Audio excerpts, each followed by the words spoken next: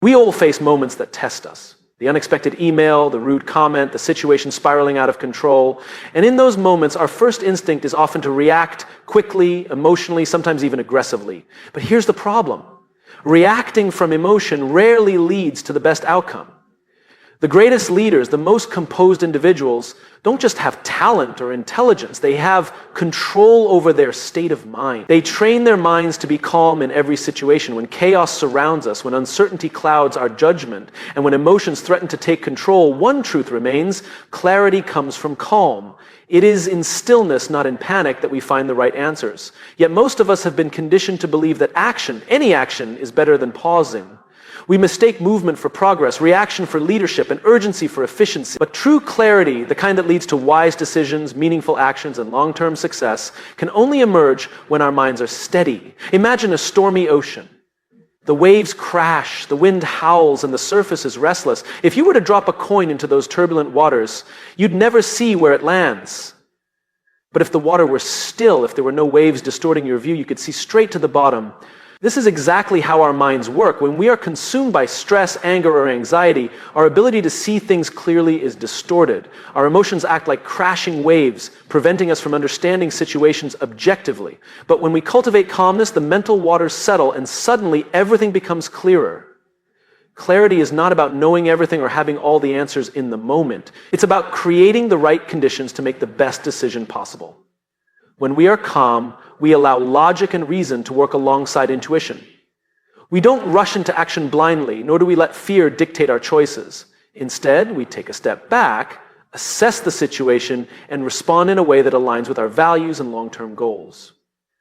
Think about the times in your life when you've made decisions in a state of frustration or panic. Maybe it was an argument where you said something you later regretted. Maybe it was a business decision made in haste, only to realize later that a better opportunity was just around the corner. In moments of high emotion, our ability to process information is compromised. We focus on short-term relief instead of long-term outcomes.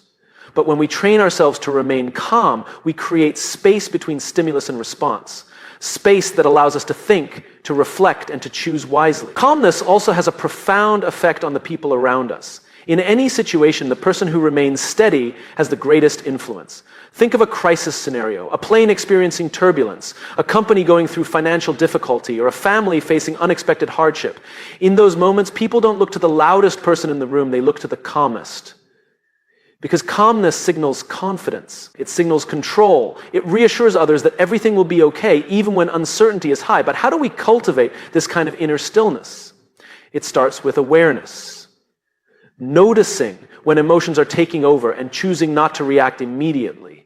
It requires us to breathe, to pause, to assess. It means challenging our impulses and replacing automatic reactions with intentional responses. And it also involves training ourselves daily through meditation, mindfulness, deep breathing, or even simply practicing patience in small moments, like when we're stuck in traffic or dealing with a difficult person. The more we practice, the more natural it becomes. Over time, calmness turns into our default setting, and with it, clarity follows. We begin to see through the noise. We focus on what truly matters. We no longer get caught up in unnecessary battles or fleeting emotions. Instead, we navigate life with a sense of certainty, making decisions that align with our highest purpose. In a world that constantly demands urgency, staying calm is a competitive advantage. It allows us to think more clearly, act more wisely, and lead with confidence. The next time life throws a challenge your way, ask yourself, am I reacting from emotion, or am I creating clarity through calm? Because the strongest, most successful people aren't those who rush into action. They are the ones who pause, who breathe, who center themselves, knowing that clarity always comes from calm. In every challenging situation, the way we respond defines the outcome. Yet most of us are conditioned to react instantly, to defend ourselves when criticized, to retaliate when provoked, to make quick decisions under pressure. But reacting impulsively often leads to regret. It clouds our judgment, escalates conflicts, and makes us act in ways that do not align with our values. The key to making better choices, maintaining our composure, and strengthening our relationships lies in one simple habit: pausing before we react. The pause is powerful. It creates a gap between what happens to us and how we choose to respond. In that small space, we regain control. We move from reacting out of habit to responding with intention, and that single shift can change everything. Think about a time when you were frustrated. Maybe someone made a rude comment or you received an unexpected email that angered you. Your instinct might have been to fire back immediately, to defend yourself or to express your emotions in the heat of the moment. But how often does reacting this way actually improve the situation? More often than not, it escalates tensions, creates misunderstandings, and makes the problem worse. Now imagine if instead you had paused. If you had taken a deep breath, stepped back, and given yourself a few moments to think, how different could that interaction have been? Pausing before we react is not about suppressing emotions. It is about giving ourselves the space to process them without letting them dictate our actions. When we pause, we allow reason to catch up with emotion. We give ourselves time to ask, is this response going to serve me in the long run? Will it make things better or worse? That moment of reflection is often enough to help us choose a response that is aligned with our goals rather than one driven by temporary frustration. This practice is especially important in leadership, relationships, and high-stakes situations. Great leaders do not react impulsively. They assess, they listen, they think. They understand that their response has the power to inspire confidence or create chaos. The same applies in personal relationships. A thoughtless reaction can damage trust, while a thoughtful response can strengthen understanding. The more we pause before we react, the more we cultivate patience, wisdom, and emotional intelligence. Training ourselves to pause takes practice. It starts with awareness, recognizing when we are about to react emotionally and making a conscious effort to delay that reaction. One of the simplest ways to do this is through deep breathing. The moment you feel triggered, take a slow breath in, hold it for a second, and exhale. This small action signals to your brain that you are in control, allowing you to respond from a place of clarity rather than impulse. Another effective method is to create a mental habit of asking, what's the bigger picture here? When we focus only on the immediate moment, our emotions take center stage, but when we zoom out and consider the long-term impact, we gain perspective. Will this situation matter a year from now? Is this worth losing my peace over? These questions help us detach from temporary emotions and respond with a clearer mind. We must also practice this skill in small, everyday moments. If someone cuts you off in traffic, instead of reacting with anger, pause. If a colleague is being difficult, instead of snapping, take a breath. If you receive criticism, instead of getting defensive, take a moment to process it. Every time we choose to pause, we strengthen our ability to remain calm under pressure. Over time, this practice transforms us. We become less reactive and more intentional. We no longer allow external situations to dictate our internal state. We develop the kind of presence that commands respect, builds trust, and fosters deeper connections. In a world that constantly demands quick responses, the ability to pause before reacting is a rare and powerful skill. It gives us control over our emotions, our choices, and ultimately our lives. Emotions are a fundamental part of being human. They provide us with valuable information about how we experience the world. However, many people let their emotions dictate their actions without question. They feel angry, so they lash out. They feel anxious, so they avoid. They feel hurt, so they withdraw. But emotions, as powerful as they are not instructions. They are data. They tell us something about our internal state, but they do not have to control our decisions. Understanding this concept changes everything. When we see emotions as data, we create space between what we feel and what we do. Instead of reacting impulsively, we can assess and decide how to respond in a way that aligns with our values and long-term goals. Imagine your emotions as notifications on your phone. When you receive a message, you don't automatically assume it's an emergency. You read it, interpret its importance, and then decide whether or not to act. Emotions work the same way. They alert us to something happening internally, but they do not always require immediate action. For example, anger is often seen as a negative emotion, something to be suppressed or avoided. But anger is just a signal. It tells us that something feels unfair or out of alignment with our expectations. Instead of immediately reacting with aggression, we can pause and ask, what is this anger trying to tell me? Is there something I need to address, or is this just a momentary frustration? That shift in perspective allows us to use our emotions constructively rather than letting them control us. The same applies to fear. Fear is an essential emotion that has helped humans survive for thousands of years. It warns us of danger and helps us stay cautious, but in modern life, fear often shows up when we face uncertainty, new challenges, or personal growth. If we take fear as a directive, we might avoid opportunities that could lead to progress. Instead of running from fear, we should analyze it. Is this fear protecting me from real harm, or is it just discomfort from stepping outside my comfort zone? When we treat fear as data rather than a command, we can differentiate between true danger and self-imposed limitations. Sadness, too, has its role. It tells us that something we care about has been lost or changed. Instead of drowning in sadness or avoiding it altogether, we can use it to understand what truly matters to us. If losing a job, for example, causes deep sadness, that could indicate that our sense of purpose was tied to that role. That realization then becomes an opportunity for self-discovery and realignment. One of the most effective ways to apply this mindset is to develop emotional awareness. When an emotion arises, instead of immediately acting on it, take a moment to name it. Simply identifying what you are feeling, whether it's frustration, disappointment, excitement, or anxiety, reduces its intensity. This practice helps us observe emotions without being overwhelmed by them. Another key strategy is reframing. When an emotion surfaces, instead of seeing it as a command, ask yourself, what is this emotion trying to tell me? If stress arises before an important presentation, instead of thinking, I'm too nervous, I can't do this, reframe it as, my body is preparing me to perform well. This means I care about the outcome. That shift in interpretation turns anxiety into motivation. Emotional mastery does not mean ignoring feelings or pretending they don't exist. It means recognizing that while emotions provide important insights, they do not dictate our actions. We have the power to choose how we respond. The more we practice this, the more control we gain over our lives. Instead of being led by impulse, we act with intention. Instead of letting emotions steer us in directions we later regret, we use them as tools for growth. In the end, emotions are not the enemy, they are guides. But like any guide, they must be interpreted wisely. When we stop seeing emotions as directives and start treating them as data, we gain the clarity, strength, and wisdom to navigate life's challenges with confidence and purpose. The world around us is unpredictable. People will be rude, circumstances will shift, challenges will arise without warning. Yet despite all of this, we have a choice: to be controlled by our environment or to control how we respond to it. Far too often we allow external factors, stressful situations, difficult people, unexpected setbacks to dictate our emotions, our mindset, and ultimately our actions. But true strength comes from within, not from the conditions around us. When we understand that our environment doesn't control us, we gain the power to stay calm, focused, and in command of our own lives. Many people believe that their happiness, success, or sense of peace is dependent on things going their way. They tell themselves, I'll be happy when my job is less stressful, or I'll feel calm when people stop irritating me. But if we attach our emotional state to the external world, we are giving away our power.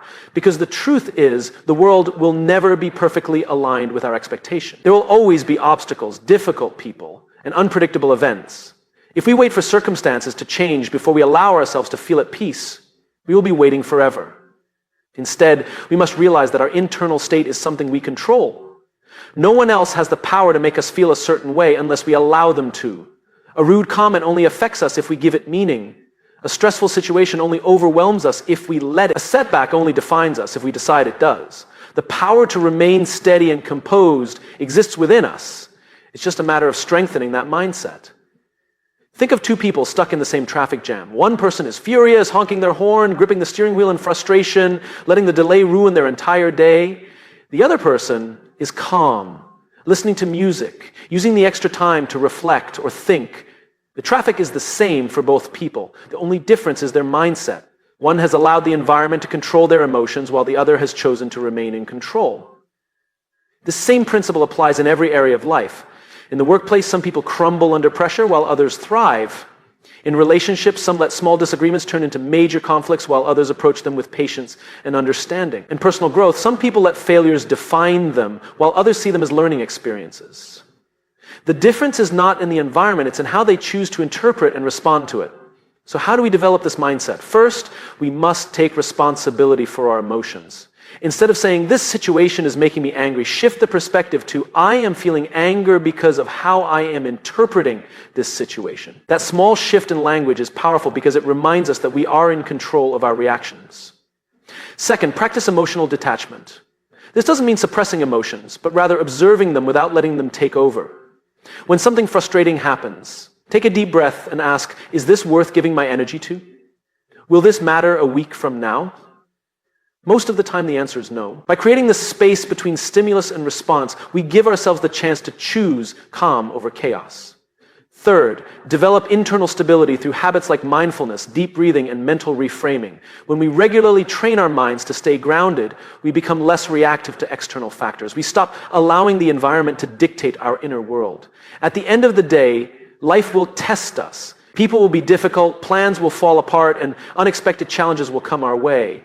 But the strongest people, the ones who lead, who inspire, who truly thrive, are those who refuse to let their environment control them. They remain steady in the storm, calm under pressure, and focused on what truly matters. And when we embrace this mindset, we step into our full power, no longer at the mercy of the world, but fully in control of our own destiny. Resilience is not something we are born with. It is something we build. Just like a muscle, it strengthens through repetition. Every challenge we face, every setback we overcome, and every difficult moment we endure adds another layer to our ability to handle life's uncertainties.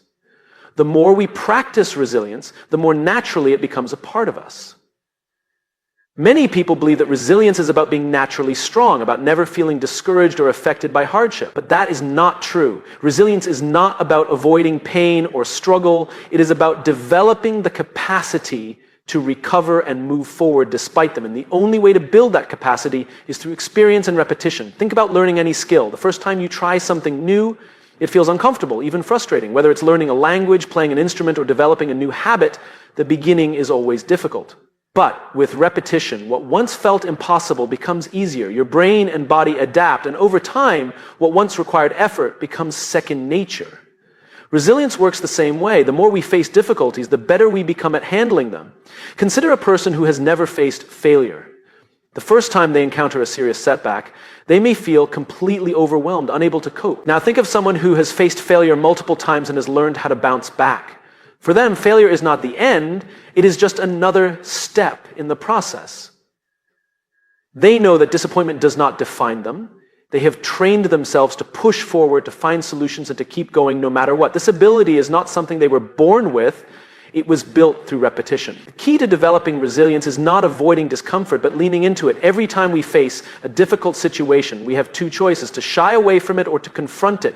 When we choose to confront it, we grow, we develop problem-solving skills, emotional endurance, and mental toughness. Over time, what once seemed unbearable becomes manageable. The things that used to shake us no longer have the same power over us. Repetition builds resilience in both big and small ways. It is found in everyday moments. Choosing to get up and keep going when things don't go as planned, pushing through self-doubt, or staying committed to a goal even when motivation fades. Each time we push through a challenge, we reinforce the belief that we are capable, that we can handle difficulties, and that we have the strength to persevere. A great example of this is athletes. No one becomes a champion overnight. They train, they fail, they push themselves, and they repeat the process over and over again. Each time they fail, they learn. Each time they fall, they get back up. And over time, this repetition turns them into champions. Their resilience is not the result of talent alone. It is the result of years of showing up, working hard, and refusing to quit. This same principle applies to all areas of life, whether it's building confidence, overcoming rejection, or managing stress. The more we practice handling adversity, the more resilient we become. The first time we face rejection, it hurts. The 10th time, it still stings, but we recover faster. The 100th time, we understand that rejection is not personal. It's just part of the journey. By repeating the process of facing challenges, we develop a deep sense of inner strength that allows us to handle whatever life throws our way. But building resilience does not mean we have to do it alone. Seeking support, learning from others, and embracing challenges as opportunities for growth all contribute to strengthening our ability to persevere. Resilience is not about never falling. It is about learning to rise every time we do. At its core, resilience is a habit. It is built through the choices we make every day. The more we embrace discomfort, the more we challenge ourselves, and the more we push through difficult moments, the stronger we become. Through repetition, resilience transforms from something we struggle with into something that defines us. And when we reach that point, no obstacle can break us, because we have built ourselves to withstand anything. Confidence is not always about being the loudest in the room, the most assertive, or the most charismatic. True confidence comes from something deeper, a sense of calm, clarity, and composure in any situation. When we remain calm under pressure, we inspire confidence in ourselves and in those around us. People trust leaders who are steady, not reactive. They follow those who can navigate uncertainty with a clear mind. A calm mind does not mean a lack of emotion. It means having the ability to control emotions rather than letting them control us. In high-pressure situations, people look for reassurance. Whether it is a crisis at work, a conflict in relationships, or an unexpected challenge in life, we naturally gravitate toward those who remain composed. Why? Because calmness signals control. It tells others, I have the ability to handle this. When we lose our cool, we send the opposite message, that the situation is bigger than us, that we are overwhelmed, that we are uncertain. But when we respond with calmness, we create stability. We become a source of strength for ourselves and for those who rely on us. Think about a moment when you felt uncertain or afraid. Maybe it was during a difficult conversation, a major life decision, or a situation where everything seemed to be going wrong. Now imagine someone close to you reacting in a state of panic. Their anxiety would only heighten your own. But if that person remained calm, steady, and reassuring, it would ease your fear. Their presence alone would make you feel more secure. This is the power of a calm mind. It influences not just our own confidence, but the confidence of those around us. Many people believe that confidence comes from knowing all the answers.